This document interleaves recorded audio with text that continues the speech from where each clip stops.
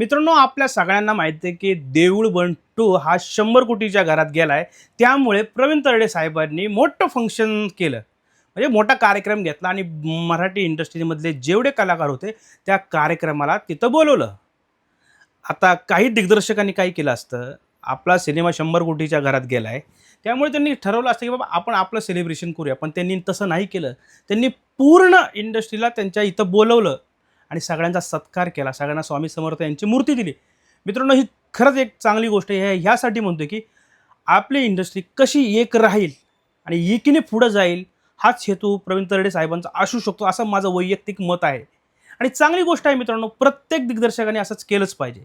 त्यांचा एखादा सिनेमा येतो आणि मोठं फंक्शन करा आणि सगळ्यांना एकत्र बोलवा. टीमवर्क करा. टीमवर्क झाल्याने मित्रांनो हा सिनेमा आपला खूप पुढे जाईल आणि मला असं वाटतं की प्रवीण तरडे साहेबांनी तो पायंडा पाडलाय आणि पाडायलाच पाहिजे असा पायंडा, की बाबा एकत्र जाऊया, एकत्र करूया.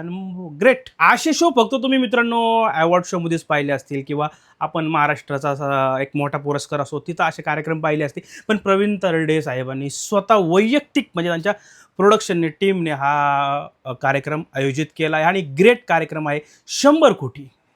प्रवीण तरडे साहेब खरंच ग्रेट. असंच आणि तुमच्या पुढच्या सिनेमासाठी मुळशी पॅटर्न 2 साठी शुभेच्छा. All the best. धन्यवाद.